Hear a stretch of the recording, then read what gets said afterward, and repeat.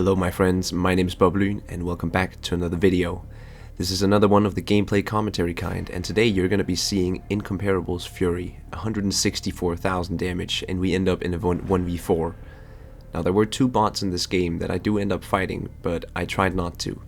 Still, this is an incredible game and you're going to see what ends up happening. So, this is my build. I run a normal commander and I like to run the advanced turret elite bonus. Along with that, I go for a full stealth build with dispersion, and I think you should do the same. Just look in when we get in the game at how low my surface detect is. So as you can see, there are two bots on each team. Along with that, they have a Conqueror, a Colombo, and a Montana, along with two Shimikazes. And when you're playing the Incomparable or the Incomparable, I think there's two ways of saying it, but I'm probably going to mix it up. You want to be very careful, and that is the reason we are running a surface detection build. You can see that my guns almost double my surface detection, which is quite crazy in this ship.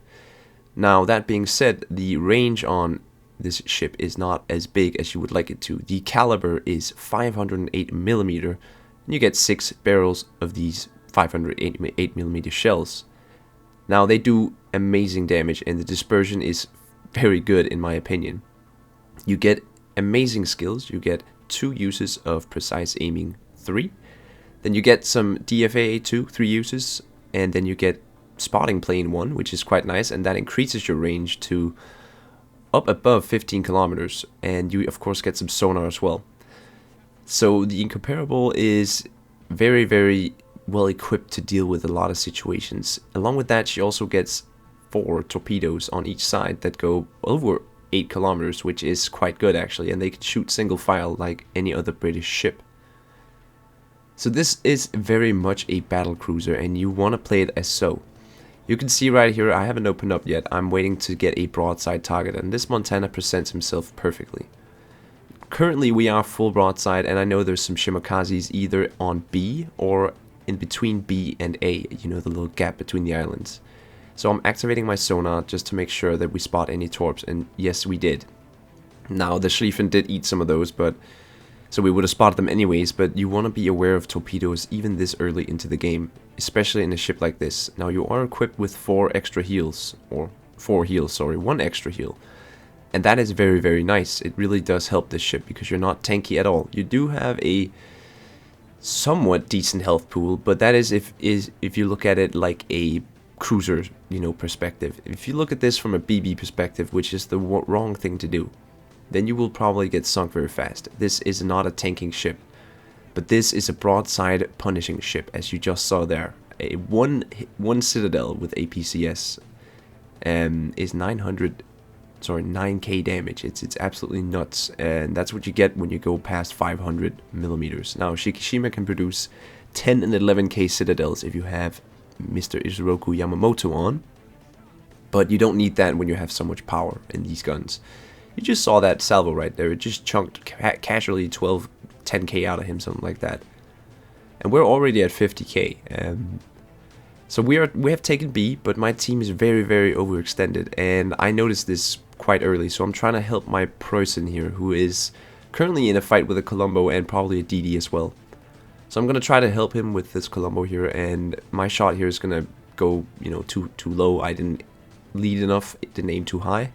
So unfortunately this might actually, this could have saved my teammate, but because of my aim, he was going to be in the sustained fight for a little bit longer. Now a Preußen versus a Colombo is not a fight he's going to lose, but if there's a DD there, that could be quite problematic.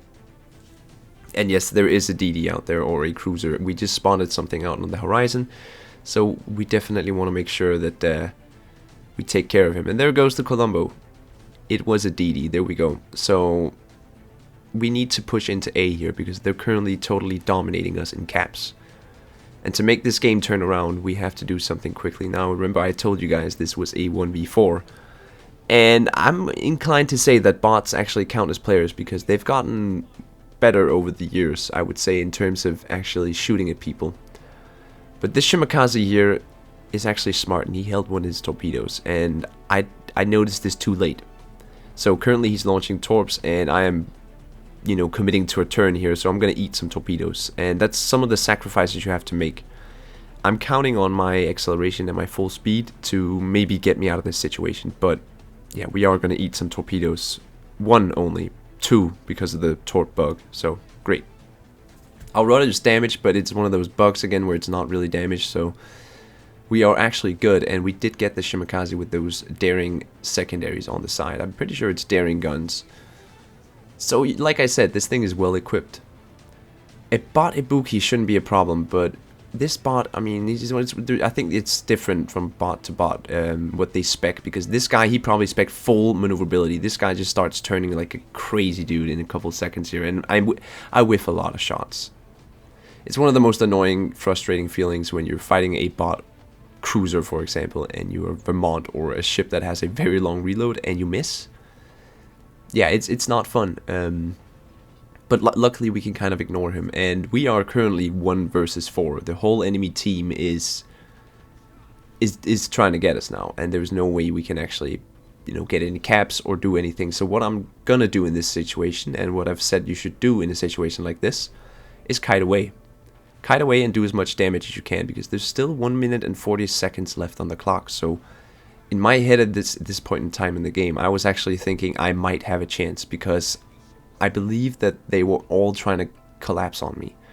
So that meant if I could take out the Yamato, the bot out there, finish the Montana, he's pretty low, and then kill the Shimakaze, who is somewhere around me. I don't know where he is at this moment, but I know he is at least at A.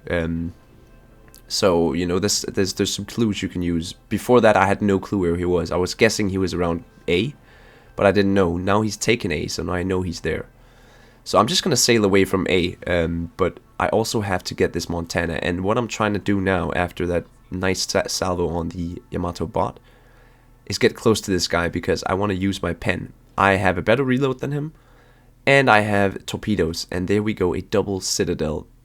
149,000 damage. Now I know there's been some bots shooting in this game, but I still found this to be a very interesting game nonetheless, and there's some stuff to be learned.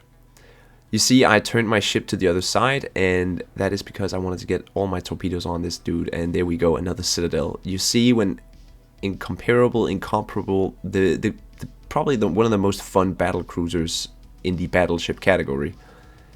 When this thing gets to shoot away, it is powerful, but here we go. Steve LA is going to take us out with his torpedoes. The Shimakaze we knew was there the whole time.